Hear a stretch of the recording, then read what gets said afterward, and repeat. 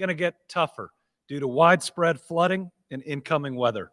While we have dealt with parts of the flash flooding, we are now going to see riverbank flooding that's going to hit a number of our communities and hit them significantly.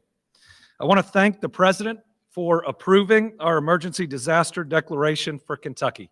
Last night I got a call from Secretary Noem, and she offered to help, and we've already seen that help today. And the President signed off on our request as quickly as we have ever seen a President sign off on our request. So thank you to President Trump for his assistance. Now, federal resources are available for impacted areas, helping us to better respond and support affected Kentuckians. Where we are right now is in the emergency response phase. This is the search and rescue phase. And I am very proud of all the Kentuckians that are out there responding, putting their lives on the line to help others. As we are here 24 hours into this natural disaster, we've already seen over 1,000 rescues. That means there's 1,000 plus Kentuckians that are safe, primarily because of the swift water boat teams, as well as so many other responders that are out there. Unfortunately, this disaster is taking a toll in terms of human life.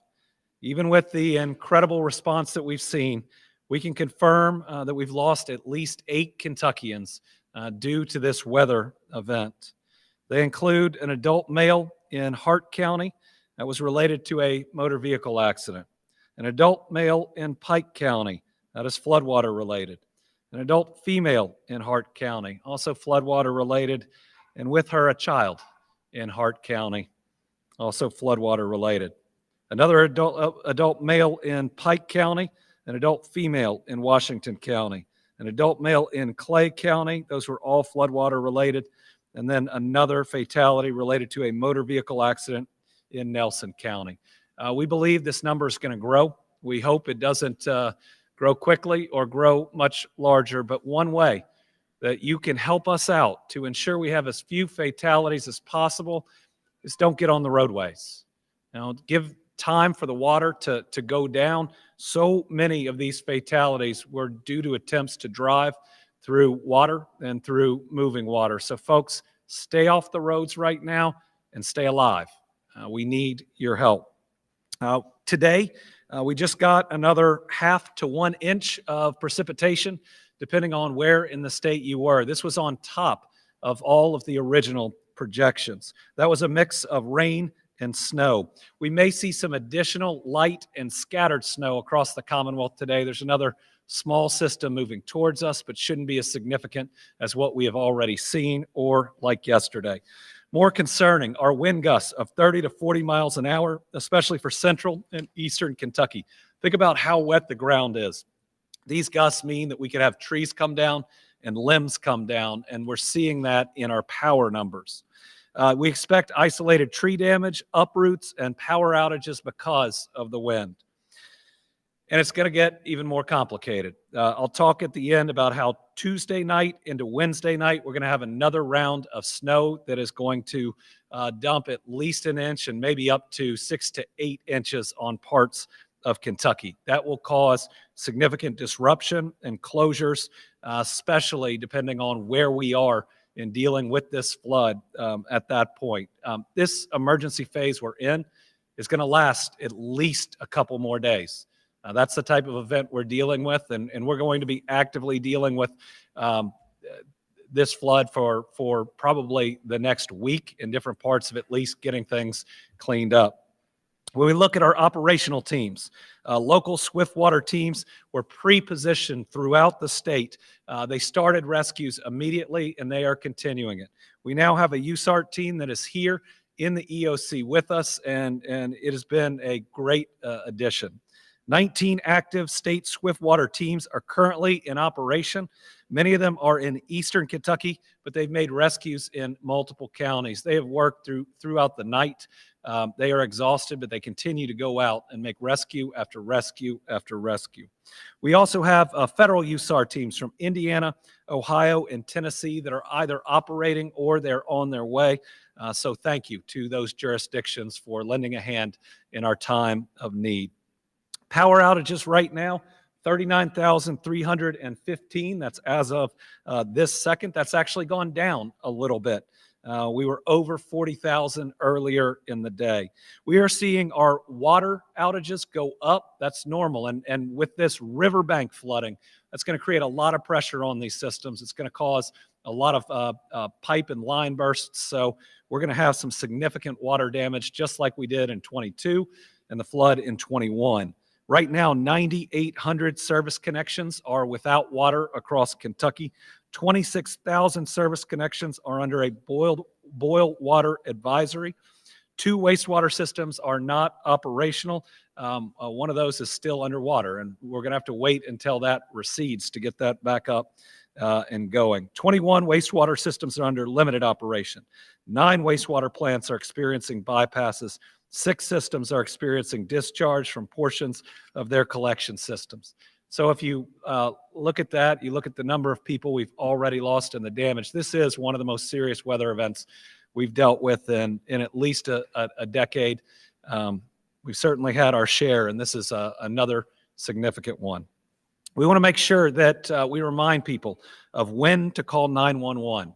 Our 911 lines have been flooded because there have been real emergencies, but we need them open for real emergencies. So only call 911 if you have an emergency or life-threatening situation. If you do, you make sure you call it. And we've had a bunch of amazing telecommunicators, both from KSP and in our locations, helping to direct resources to people who need help. Rapid needs assessment. If you have immediate needs, but they're not life-threatening, don't call 911. Complete the rapid needs assessment form, which is online, or call the following number, 502-607-6665. This is when you have needs that include your power being out, no heat, individuals with medical needs or disabilities that are not life-threatening. If you are worried about the amount of food you have or you're unable to cook, these are all the types of situations where you call this number, 502-607-6665. We're going to be doing rescues of people whose lives are in danger for at least the next 24 hours. So remember, we need 911 for those people, and we need others to call 502-607-6665. Again, if you're worried about your power, no heat, you have medical needs or disabilities, no food or unable to cook, no or very little drinking water. If you're unable to leave the house because of the water, again, don't call 911 if it's not coming up into your house. Call 502-607-6665. Emergency prescription refills. This is going to be a need, especially in Eastern Kentucky. I signed an executive order that is going to allow Kentucky pharmacists to dispense emergency 30-day refills. FEMA is now on site. FEMA is deployed and is arriving as we see them. And we've actually welcomed Jeremy Slinker back. He was our emergency management director during some of our other most difficult times. He is now the FEMA Federal Coordinating Officer. We're really lucky that the guy who came back to help us in Kentucky has helped us a whole lot in Kentucky. He knows our capabilities. He also knows the types of FEMA resources that will help us the most amplify our response. The Kentucky National Guard, as of 9 a.m. this morning, the Guard has 146 soldiers and airmen actively responding to the ongoing emergency across the Commonwealth. We are grateful for them. The Guard response teams are either pre-positioned or currently supporting Kentucky emergency management missions in up to 16 counties. If somebody needs to get that, feel free if it's important. The majority of these teams are high-axle vehicle crews. These are specialized units equipped to reach and rescue Kentucky citizens in areas where rising water has made standard vehicles unreachable. The Kentucky National Guard stands ready and will work closely with emergency management to anticipate needs, deploy resources, and ensure the right teams are in place. As always, we thank the Guard for their work. One thing that we're working on today is the challenge of getting helicopters in the air because of the low ceiling and the weather that we've had. We think that is clearing up. or will clear up later into the day, so we will have more resources there. That is both KSP, the National Guard, and potentially pulling in other resources as needed from other states for helicopters that have hoist capabilities in areas that are flooded. KSP telecommunicators have answered 1,802 calls for service since the morning of February 15th. That number continues to grow. We've had to evacuate 2 nursing homes and are working with at least 1 hospital. State police evacuated 100 patients from Landmark Nursing Home in Elkhorn City to a local church. Some KSP personnel carried these individuals out to make sure they got to safety. KSP is sending additional troopers from other posts to where the floods have hit the most. We thank them for surging their resources. And KSP encourages motorists, as do I, as will Kentucky Emergency Management, as will transportation, and as will FEMA, to say avoid driving through covered roadways. That's where we're losing the most people. Stay off the roads. If you hit water, turn around. It's not worth dying. Your family cares about you. Wherever you are going, it can wait. You can tell them I said so. Even 6 inches of water can be dangerous. We keep saying turn around, don't drown. We've opened up some of our state parks. We currently have 142 people being housed at the parks. Jenny Wiley State Park is full at the moment with 86 adults, 56 children. I think we have about 20 pets that are there too. We have availability at Pine Mountain. We think Bell is going to get more water. Cumberland Falls and Natural Bridge. We are unable to open Buckhorn in Perry County right now because of road conditions. I hope to be able to get that up and operational if needed over the next day to 2. The Transportation Cabinet have more than 2,000 state high water crew members that have responded in all 120 counties. The biggest challenge of this event is it's everywhere. When the secretary called me last night and said, where are you most concerned about? I said, this event is hitting all 120 counties. So where we had to pre-position assets was in every part of our state, and flooding is still possible around many, many rivers in our state all across. This may be a record, but portions of more than 300 state roads and federal roads are currently blocked due to flooding, slides, or damage. Again, that means we have this type of damage and disruption statewide. Many more have standing water in parts of driving lanes or from runoff. Flood and slide impacts are concentrated in western Kentucky, along our southern border, and in southeast Kentucky. A few roads are closed due to flood walls going up. That's Main Street in Harlan, in Pike County near Williamson, West Virginia, and Catlettsburg in Boyd County. The Panbowl Lake area in Jackson, we have had to evacuate at least 2 different times in the past. There was concern that it might need to be again. It looks like it is stable, thank goodness. But thank you to Mayor Thomas in Jackson and that whole crew that responds so well to the Breathitt County Judge and Fiscal Court. Thank you for your work. Avoid travel if at all possible today. Give our crews time to work. They are safer in their bigger vehicles if you are not on the road. And remember, the same flood fighters are also our snow fighters. So the reason that when we're getting this snow, that it is sticking to the roads is our people have been out battling the floods. And that's why you can't pre-treat roads that the water would have washed away anyways. If travel is critical, remember, go really slow. Take your time. Avoid standing water. Be really, really careful. Otherwise, numerous trees are down. Some employees are cut off from reporting to maintenance facilities. Some facilities are without power in eastern Kentucky. Letcher County maintenance facility is flooded, and Pike County's gotten hit really, really, really hard. Talked to Ray Jones, their county judge executive, yesterday. We got a lot of resources there and helping, but they're also doing a great job with their local emergency management. Hundreds of rescues have occurred in Pike County alone. They didn't get the worst of 2022. It appears that they're getting the worst of this 2025 flooding. We have 12 emergency shelters open. They are in Breathitt, Harlan, Knott, Lawrence, Leslie, Letcher, Martin, Magoffin, and Wolfe counties. We have some state parks that have closings because of the weather. Nolan Lake, Paintsville Lake, Fort Boonesboro, Cumberland Falls gift shop overlook and viewing platforms that are unsafe, and Blue Licks Battlefield trails. Blue Licks Battlefield, the gates that allow access to River Road have been locked and the trails have been closed. The Perryville Battlefield, the bridge on the gravel road is washed out. Fort Boonesboro, water's entered the sites. In Green River, the marina restroom and fishing pier are underwater. Nolan Lake, the water levels are going to impact the bathhouse and campground. We are evacuating inventories from buildings. Buckhorn, again, trouble getting there. Rough River Dam, no access to the marina. When we look at our Department of Corrections, Southeast State Correctional Complex, which is located in Wheelwright, are under a boil water advisory. Southeast State Correctional Complex, Western Kentucky Correctional Complex, and the Bell County Forestry Camp have reported substantial flooding on the grounds.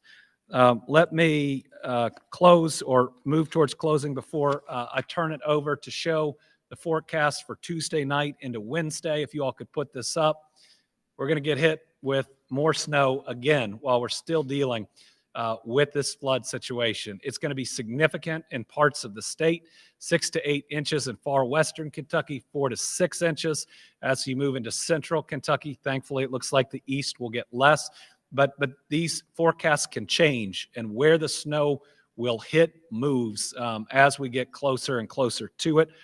Let me just say the National Weather Service is a critical partner in our response to all of these events. We need a well-funded National Weather Service. We should know that in Kentucky more than anyone. And thank you to all of our meteorologists who help us out and who help me out. I'm going to turn it over now to Eric Gibson, who is doing a incredible job heading emergency management. We're in the EOC right now. We're at level 1. This is all hands on deck. A lot of people that are around us haven't slept. They are working for you. They care about you. They show up in our toughest times and they give it their very best. So we've got to make sure that we appreciate them. If you're their family watching, hug them when they get home and are taking a break. Lift their spirits because we need them back in here because we're going to be at this for several days. Turning it over to Director Gibson. Thank you very much, Governor, for all the work that you've put into this and giving a good update on the status of things that are going on across the Commonwealth. And we take this time just to begin this conference. The part that I want to talk about is just thanking all those local officials out there. I've spoken to so many of you all throughout this event, their county emergency managers, the judges, the mayors, the work that you all have put in. I've heard about it continuously, and I want to say thank you for the work that you're doing. We're here to support you. We're at this level 1 for you. We're there to make sure that we can give you the resources that you need. Keep those requests coming in. We'll keep doing our very best to send you what you need. We understand that it is a very changing situation as this event is unfolding. And we know that this is more of a long duration event than some of the ones that we've experienced in the past. This event will continue for several more days. The rivers are still going to rise as the Weather Service is reporting to us. We continue to see that the levels down the Kentucky River, the Green River, still have a ways to go before they hit the crest.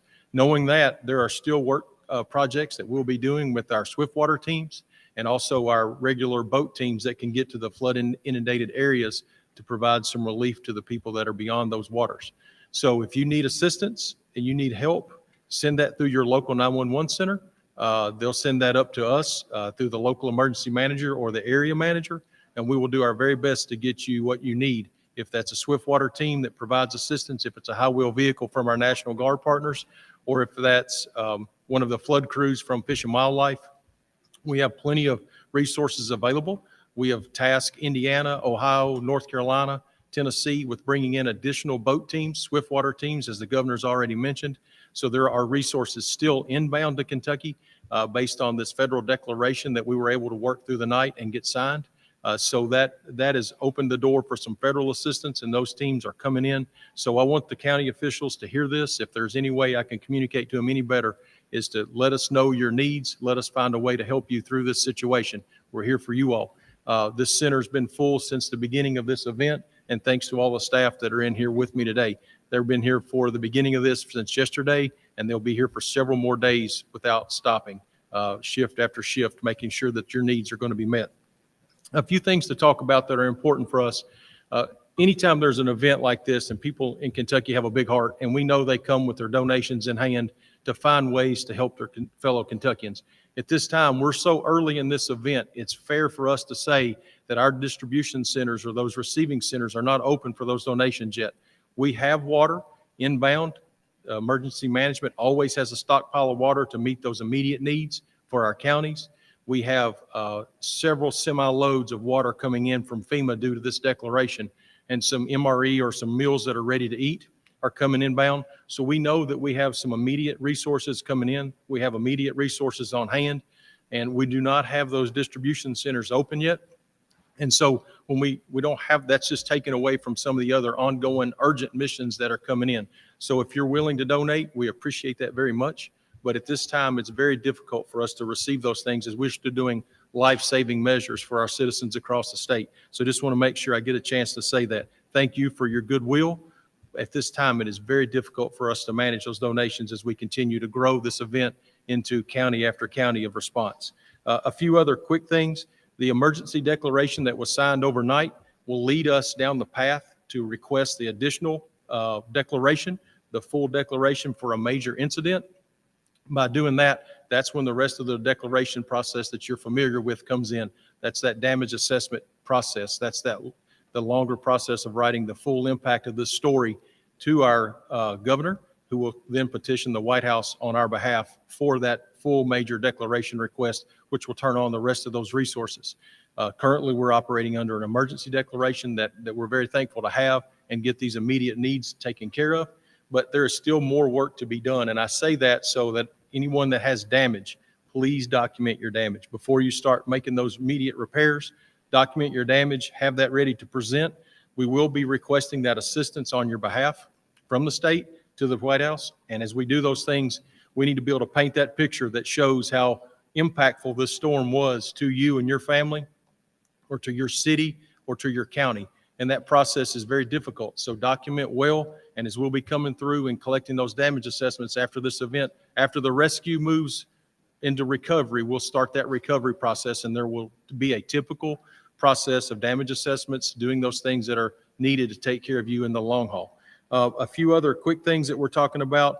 I talked about the drinking water in the hospitals. If you have a loved one that's in one of these hospitals that have been evacuated, we'll work with you to let you know where your loved one may be if we've had to move them. We have public health here in this building, and they can work with the hospitals that have been impacted. I know many people are concerned anytime there's a hospital or a nursing home and they're, where's my loved one at? We'll work very hard to help you with that. And the numbers that are posted on the website right now will get you to us, and we will work to coordinate that information to you, because we know how important it is when you don't know what's going on. How can you find out? So we've got that information for you there as well. Like I said, we're getting through this. This is a long haul event. There are many more days of some riverine type flooding that we're going to be experiencing. And then when that water recedes, there's this whole other piece of recovery that will take sometimes many years to get through the entire process. We're going to be here for you during this event, and we'll be here for you after the end of the water's gone, and there's still plenty of work to be done. We have plenty of resources available to try to meet your needs. If we can get those requests put in, we'll do our very best to meet those life-saving measures, is what I'm referring to in that comment. With that, I'll turn it over to Secretary Gray to give an update on the transportation efforts that are going on, road closures, and things of that nature. Thank you all very much. I want to, as we have Secretary Gray come up, I want to punctuate something that Director Gibson said. Right now, we need everybody home and not on the roads. And so I know everybody wants to bring food or other aid to a collection or a gathering center. We need you to wait on that. As we're in our search and rescue phase, we need our vehicles out on the road, and it's dangerous for you to be out on the road. I promise. There's going to be that time that we Kentuckians get to turn out for each other and provide that aid and assistance, but sit tight, if you will, for now. We don't want anybody else driving through high water. Secretary Gray. Okay. Thanks, Governor. You know, in the last 48 hours, we have seen 4 seasons of weather. Rain, then snow. We've even had thunderstorms. And now we've got snow coming again. So as the governor said, as the director said, it's a serious, serious event. The heavy rain has been up to 6 inches across, and it's impacted all Kentucky counties, all 120. The governor mentioned too, we've had more than 300 state and federal roads across Kentucky that have been blocked due to the flooding. Dozens of rock and mud slides. Now that doesn't include the county roads, more than 300. Now a lot of the damage has been concentrated in Western Kentucky, along our southern border, and in Southeast Kentucky. But the road closures are all across the state. So you've heard it. I'm going to say it again. As the governor said, punctuate it. For your own safety, if you don't have to drive, stay at home and let those who are skilled handle the conditions that they're trying so hard to deal with. We have more than 2,000, up to 2,300 Department of Highway crew members and staff and contractors responding full strength to clear mud, debris, and of course now snow. I've talked to we have 12 transportation districts across the state. I've talked to every chief in the state this morning to get the conditions. So some of the things that we're dealing with: numerous trees down, floodgates up in Pike, Harlan, and Catlettsburg. We've had some challenging facilities without power in Eastern Kentucky, Fleming County. Letcher County maintenance facility flooded, high water at Pike County Equipment Garage. Several inches of snow in our District 2, that's Western Kentucky, Madisonville District, in that area, and in Louisville, bursts of snow. Road conditions are improving, with the majority of interstates showing wet pavement and at worst, slush. Traffic is actually helping knock down the snow to wet pavement. I-71 between Watterson and the Gene Snyder, I-264 and 265, got particularly challenging this morning. The northbound was blocked due to a multiple vehicle pileup, but we are seeing movement both south and north now. Glens Creek in Franklin County is closed due to a slide, and it's located right under the I-64 bridges over the Kentucky River. It's been all hands on deck since last week. The state highway crews monitored forecasts, got road clearing equipment ready. They made sure that chainsaws were ready and prepared. They prepared signs and barricades to help Kentuckians stay safe. So remember, 300 closures, you need warnings. So our crews have been doing that.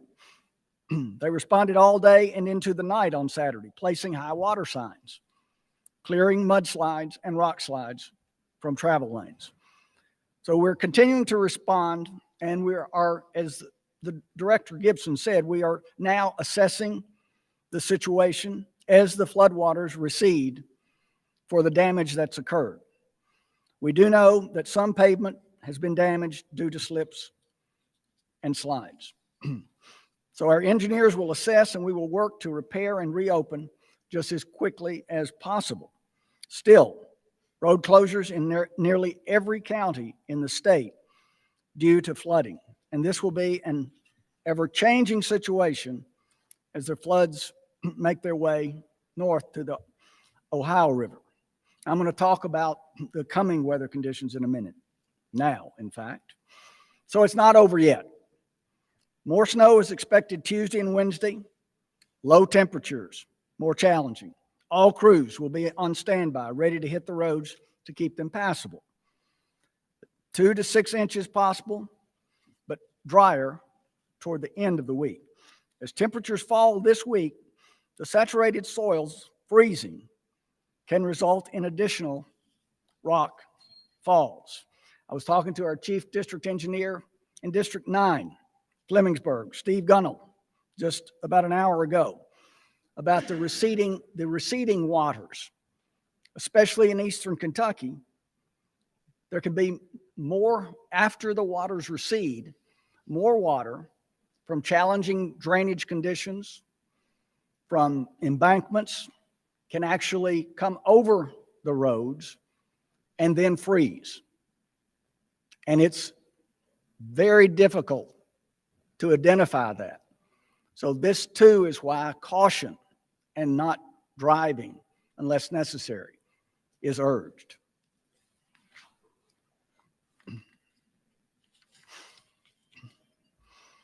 So in short, about these rock slides, the rock falls, we're anxious about that because it will be a week-long concern for everyone. We urge everyone to stay weather alert by monitoring weather forecasts.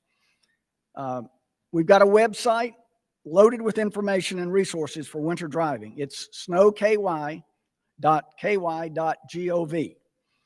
You'll find links to your local highway district there, social media accounts, so you can track the latest in your area.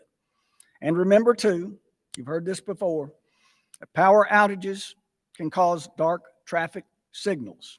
Dark signals go out. So treat a dark signal as a 4-lane stop and flashing red signals as stop signs, and proceed with caution as flashing yellow signals. Finally, check traffic on a navigational app like Waze or on our website at goky.ky.gov.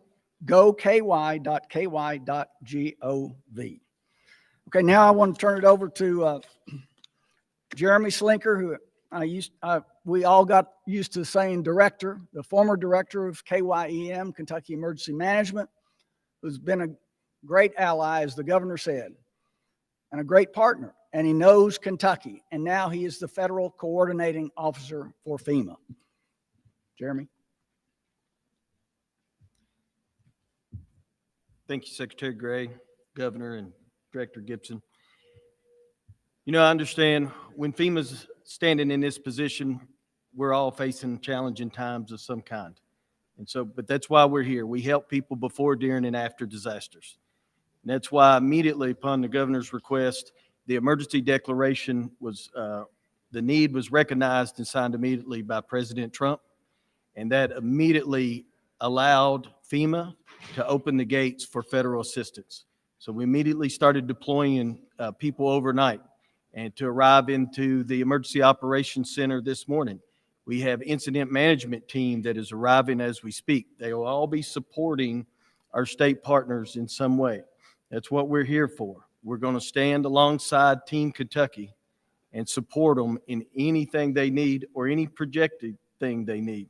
We will be looking forward and proactively, and if FEMA can provide assistance to solve problems before they're a serious problem, we're committed to doing that. As well as there's emergency communication vehicles coming. You've heard Governor and others mention FEMA-funded urban search and rescue teams that are deploying to the area to help save lives. That's what this emergency declaration is for, is to save lives and sustain lives. And that's what we're committed to do. I'm honored to be along my fellow Kentuckians and Team Kentucky, and we are committed to, the federal government's committed to supporting any need and request that they have and continuing our ongoing discussions as this event continues to challenge us. And with that, Governor, I'll turn it back to you. Thank you. All right, we'll take some questions. We have one journalist in studio. We have 5 that are joining us through Zoom. I won't be able to see the Zoom, but I think we've set it up to where we can do this. And we've got to do this in the next 15 minutes because we have a call with local officials, making sure we're meeting all their needs. So we'll start with Karen from WUKY.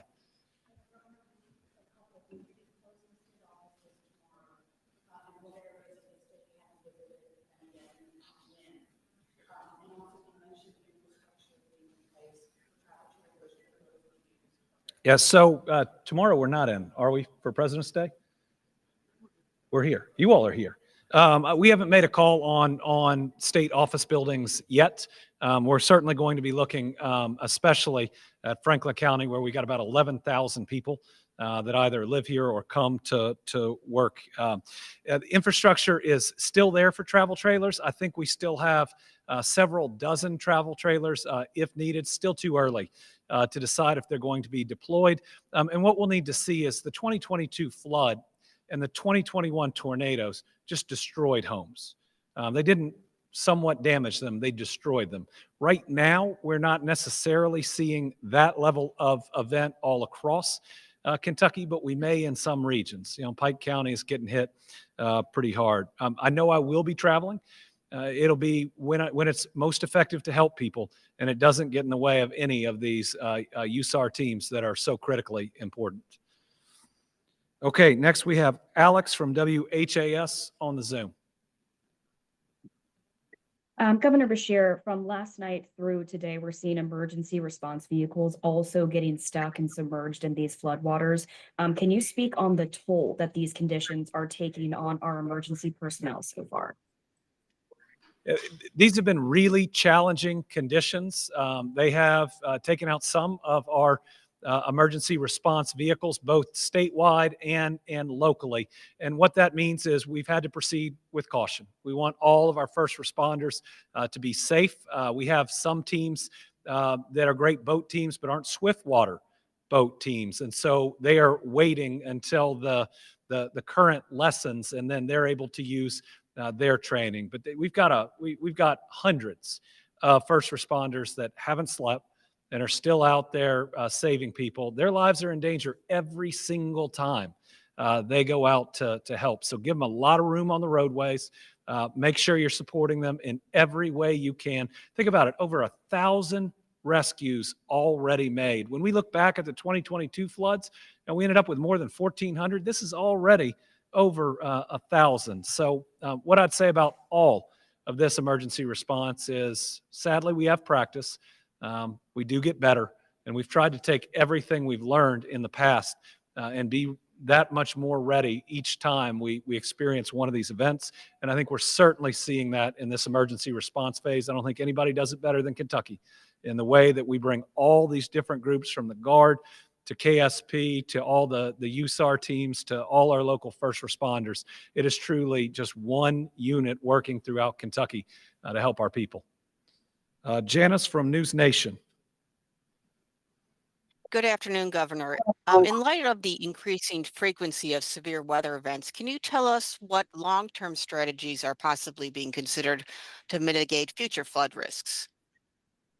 What you see is us rebuilding more sustainably so that we can stand up against tougher weather events. And especially when you look in the east, we're actually moving our people from the floodplains to higher grounds. This is another example of why those high ground communities that we're building in many of these areas, from Floyd County to Perry County to Knott County, are so important. Those are areas where this flooding won't happen, where people don't have to worry about their homes. Yes, we would still have covered roadways, but just making sure that people are safe. And it's one of the most ambitious, I think, rebuilds from 2022 that the country's ever seen, but we don't want our people facing this over and over and over again.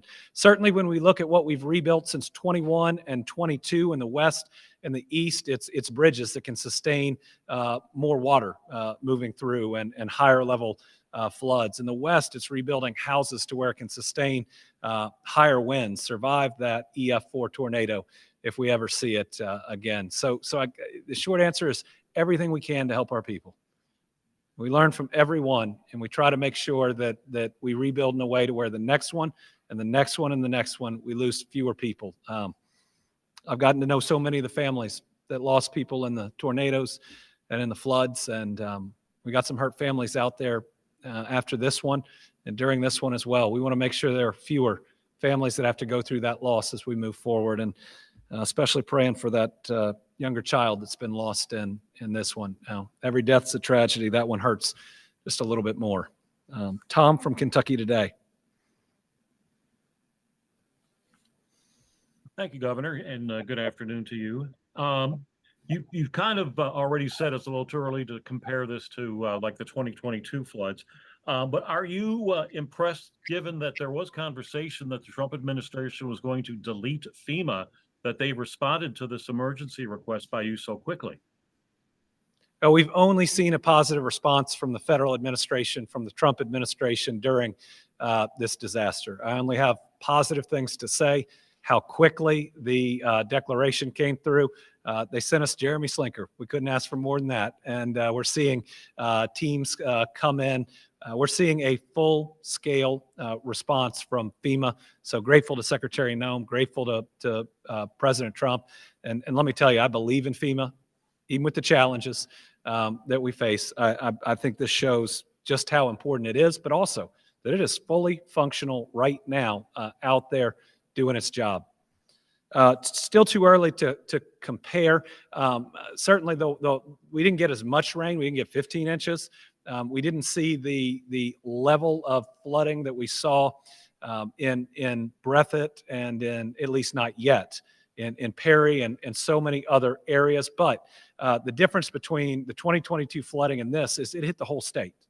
I mean, we have flooding in Western Kentucky. We have flooding in Eastern Kentucky. So when we ultimately look at the overall damage caused, it might be more comparable in the end than we think. But this one, thankfully, we're with the response that we have. While there will be damage statewide, outside of what we're seeing in Pike right now and what we're maybe a little worried about in Estill later, we're not seeing the same level of damage. Kirsten from Wave.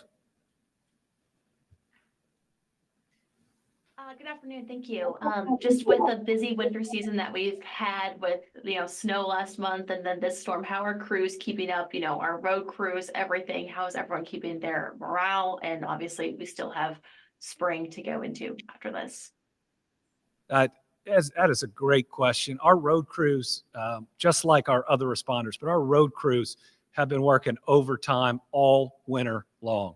We have had storm after storm after storm, and that might, to some of us who aren't on a road crew, we'd say, oh, we're so tired of this difficult weather. We can't wait to get to spring, which I hope has much less rain than we just saw.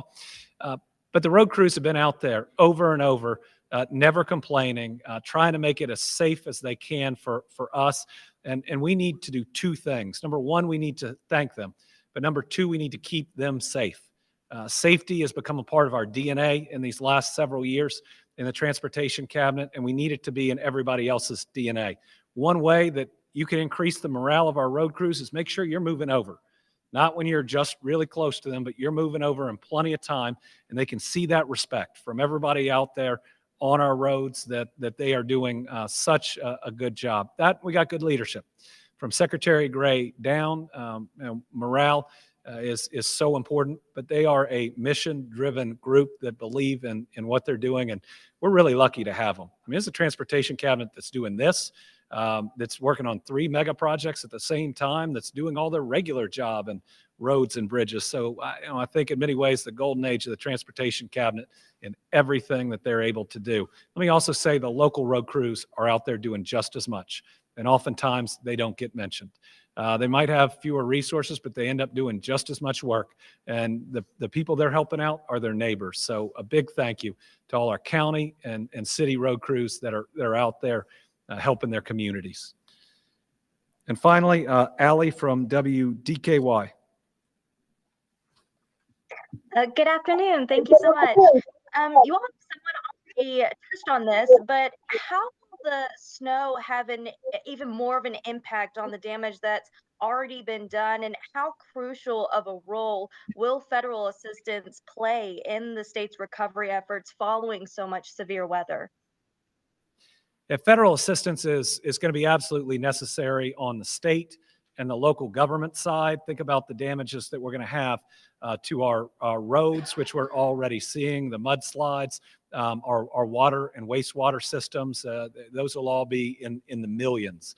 And so how FEMA comes in helps us rebuild, ensures our communities aren't bankrupted by natural disasters. And that's been absolutely critical in every one that we faced. So having FEMA here, having that declaration already signed, we still have to come back when we have our estimates for what we call public assistance. That's assistance to the governmental entities and utilities. And then we'll see if we have enough to get to the individual assistance, where families that have lost are also able to apply. We certainly hit that threshold more in the last 4 years than I think has ever happened, between tornadoes and flooding, and more tornadoes and more flooding. So we'll get a better idea as we move forward in what that looks like. But as large as this event is, certainly we're going to qualify for public assistance. Very likely we're going to qualify for individual assistance.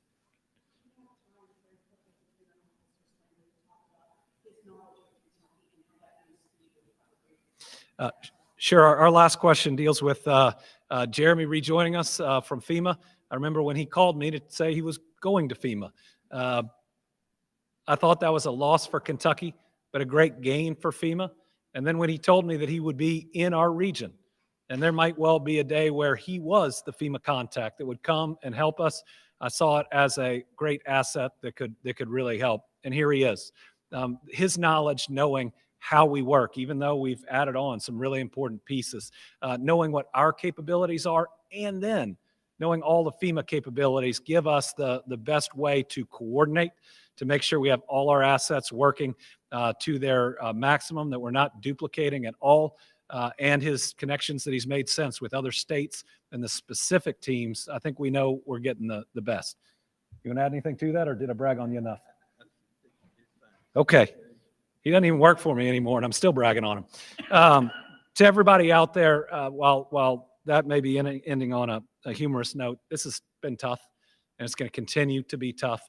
But like you heard from everybody, we're doing everything we can.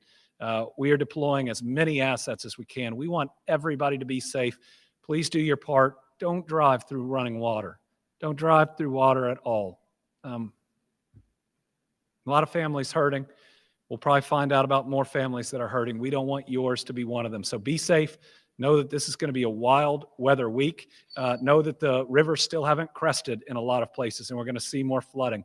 But we'll be back with more updates, including later today. I'll have an update on a fund like we created after tornadoes and flooding, where you can help your fellow Kentuckian. Thank you all very much.